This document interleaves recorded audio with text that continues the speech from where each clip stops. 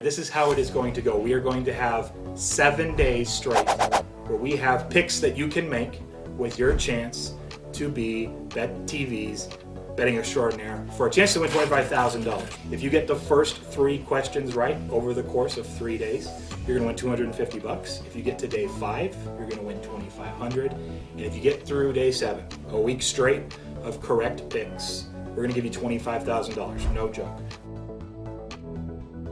$25K. That's right. We have 3 contestants that passed the test yesterday, day 1 with baseball, and now they're here to day 2. This is Who Wants to Be a Betting Extraordinaire. Like we just went through with the intro, 7 days, chance to win $25K. If they get through tomorrow, they pocket $250. Through day 5, you get $2,500. So you work your way up as well. They have lifelines if they want to use it. We're doing an NFL game tonight. We've had to do baseball the last 2 days, which, by the way, I need to mention. For day 1, I'm like, all right, I want more people to move on from day 1 to day 2. I'm going to do small baseball favorites. So I took the 4 smallest baseball favorites on Tuesday, actually, because of Labor Day on Monday, we didn't do the show. They all lost, which was like a 20-1 underdog that they would all lose. So, I mean, some of those were minus 120s, right? So you take the other side, it ended up being like 19.2-1. Yesterday, I do the same thing, the 4 smallest favorites, so they have a little more than 50% chance to move on.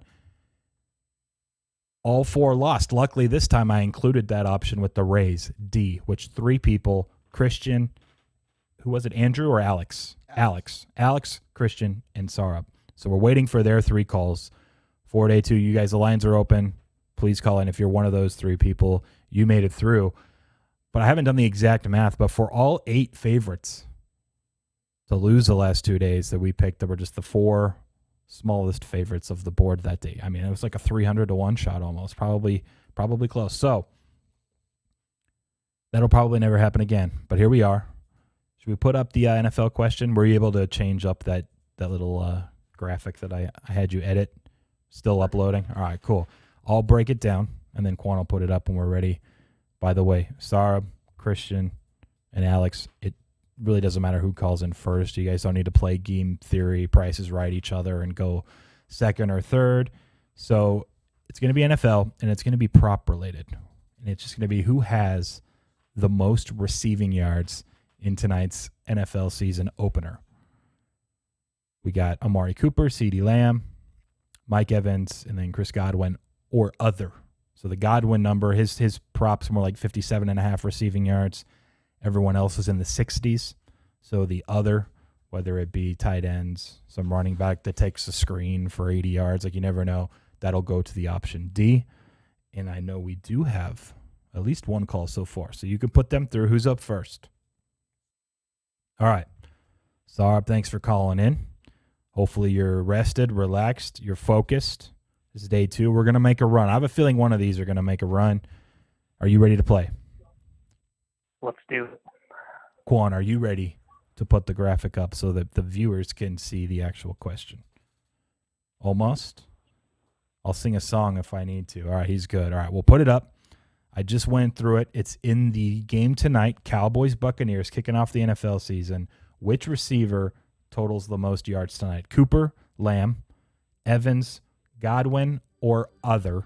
And if there's a tie, like if the leading receiver is like 77 yards and there's 2 of them, then they both get through. You both get to call in tomorrow. So if there's a tie, great. That's actually positive for everybody. Did you go over whose receiving prop is the highest? Cooper's is the highest. I believe his is around 65.5. Lamb and Evans are about 61.5. And then Godwin's 57.5. But then you also get the rest of the field with Godwin. I'm going to go Mike Evans. Mike Evans it is. All right. Any reason why particularly? I'm just real low on the Cowboy defense, so I wanted to go with the Buck.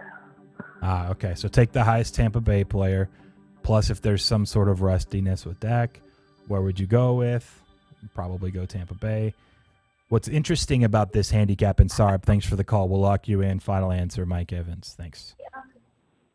Thanks, guys. I'll just say this before we take the next contestant. The handicap is, hey, the Bucks might be up like double digits. They might be taking control. Now, to get to that point, yeah, they're probably going to be passing. But in the third and fourth quarter, especially if Deck's rusty early, that's the narrative, Dallas is just going to be throwing most of the second half, which then means maybe Lamb or Cooper run into like garbage 40 yards in the fourth and they jump even Evans, right? So it's give or take. In the end, the market thinks Cooper should actually be the highest, even with the point spread this high, that low from a market perspective on Dallas. He's still projected to have the most yards. You want to say something? You're looking at me. I mean, the thinking of that is the Bucks are going to have that first half that's out of control, and then you're running the ball, ground game to try to end the game. But then there's also a chance Dallas is just fine and they're actually winning, and the Bucks are throwing late. I mean, it's not guaranteed either way, but I haven't seen anybody like on the Cowboys in this game. I mean, and the Zach Martin thing, that matters a lot. We saw last year in the Super Bowl, and Dak hasn't played in almost a year, right? Yeah, so, a little bit less, but yeah. There has to be a level of rust there. He didn't play too much in the preseason, did he? So, I mean, you don't know what you're about to get out of a team that looked bad on defense last year, and you got a returning quarterback from a kind of devastating injury. But your favorite thing, prevent defense in the second half to make sure you win the game. Well, you got to run the ball. The Tampa Bay can run the ball. It doesn't matter who you are, hurt Dak, rusty Dak or not. In the second half, he might be slinging it, and Lamb can run a slant for 30 yards and then catch a screen pass for another 15. I think it's a really intriguing handicap. That's why we're going with it today for day 2, and because the NFL's here. So, who's up next? Alex is first. Okay. Alex, welcome to Who Wants to Be a Betting Extraordinaire. Nice work yesterday. Are you ready to play? I'm ready. Beautiful. So you've probably heard the question. We've been talking and breaking it down a little bit, but it is just which receiver in the Cowboys-Buccaneers game tonight totals the most yards. Cooper, Lamb, Evans, or Godwin plus the field. So Godwin or other counts as one selection. And if there is a tie, then they both win. We'll put you both through, or whoever it may be, for day 3 tomorrow. I will go with C. Mike Evans. Ooh, okay. That's what Sarup did as well. Break it down for us. What's your reasoning? I'm already on the Bucks spread tonight, and so hopefully, they get out ahead passing. And then I saw something about Bruce Arians being still pretty a pass-heavy coach with a positive game script. So, okay.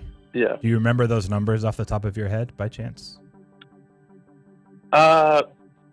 I mean, I've just seen it so many years with Bruce Arians since he's been in the league. I think he's been this way since he's been a coach. Yeah, just less like running it out, prevent offense. He'll still do what he needs to do to move the chains. Nice. All right, I like it. We'll lock you in for Evans, man. Good luck. All right, thank you. Hopefully we're talking to these guys tomorrow. Evans now 2 choices on Evans. So if he's the guy, then we got at least 2 playing for day 3. If not, then we might be at 0 or 1. We'll see. Quan, you're talking to somebody. Do we have him up? All right, it's Christian, right? All right. This is Christian from Tennessee, not Christian. Oregon. The Oregon Christian, right? This is Christian from Tennessee. He has his cousin from Tennessee, his uncle, and his girlfriend and his wife call in from Tennessee. At least he got one of them. Yeah. Christian, I don't know. Play the odds. We're just joking, but there was like 5 or 4 at least that called in from Tennessee. It's getting a little bit shady. Oh shit, really? Yeah, I'm just giving you a hard time. Well done. Thank you. If you're ready, we can play. You've heard the question probably already, but I'll relay it back to you. NFL game tonight. Which receiver totals the most yards? Cooper, Lamb, Evans, or Godwin plus the field. Anyone else outside of those names goes to the Godwin selection. All right. Well, I wanted to go Cooper because of my fantasy team, but I'm actually going to go Godwin other. I like Gallup a lot in the slot. Yeah. So if he gets it, I'll be good too. So we're going to go there. Beautiful. So that is, and I always do this after the question, and I ask Quan what he would pick, but that's my pick. I think people, if you did a little bit of research or you thought it through, Gallup's number is like 53.5, 54.5. So you're getting 2 shots. I think I'm taking Godwin that over tonight. And Gallup. Oh, you are anyways, just on his player prop front. That's good. You're basically getting two guys that, they're not quite as likely as the other three, but it's two versus just Cooper or just Evans or just Lamb. So I agree with you. I did a little bit of math before. That has the best chance, in my opinion, relative to the market and their current receiving yards props. So I think that's the winner, and I hope it is. We need someone playing tomorrow. Hopefully it's not Cooper or Lamb. Hey, good luck, and we'll talk to you tomorrow. Love it. Appreciate you. Take care. Gotta get some winners. I think I'm What do you going think? to go. Man. I want to say Godwin other because AB's still out there, but I don't know how much. You have Brown. You have like tight ends like Jarwin can, sometimes, hit a couple seams and he can get up there. And the Cowboys are probably going to game plan for Mike Evans. I like your blowout theory. Cowboys tossing the ball around. And the Cowboys defense really game plan for There's anybody. going to be a lot of doubles and a lot of help over top. So then you like Godwin potentially I is think what you're saying. Godwin opens it up, and then you got AB in the slot moving around. I'm gonna look at this this prop up one more time. I'm gonna go D. Cooper 65.5. Brown is another one that's at 57.5. So not only, I forgot to mention that for the other, you're getting Brown, Gallup, and Godwin. I think D. I've totally forgot to mention it before, but I forgot that D was like pretty heavy favorite there. Yeah. And that's why, and I had him adjusting the graphic like right when we started. I initially had said tie goes to D too. Uh-huh. And then I was like, nah, we should just let any tie. It's unlikely it ties anyways, but we should just let him go through. But it's because D was already such a favorite in my opinion. So if you made me pick someone else, it would be Cooper. I just trust the market at 65.5. Yeah. I do think the Tampa Bay's, the game script market says, hey, they're going to be winning more often than not going into that late third, fourth quarter. Dallas is playing from behind. But sneaky D was like way value. Gallup, let me make sure I was right on his 53.5. Let me double check. Godwin is 57.5. Gallup's 51.5. Okay, so it's a little bit lower, but between Brown, Gallup, and Godwin, plus you got like Gronk in there. You can still have a running back. Oh man, yeah. Or Jarwin is another tight end, right? That can Brait's in there. You never know, but yeah, I like D. So I think if you're going with D, it's the sharp side there out of the options available. That's it. I'm getting on my listen, man. It's football season. All that stuff in the summer with me picking terrible picks is out the window. The worst pick is Lamb, so that's probably who wins. Someone should go bet Lamb overs right now, just on the side for fun. That's the show. It'll be shorter on days. We have fewer contestants, but we break it down a little bit more. Day one, we just plug in and take as many people as we can. So we'll wrap this up about a 15-minute Who Wants to Be Betting Extraordinaire, and hopefully we got a day 3 for real cash tomorrow. And if we do, we'll do a weekend football type bet.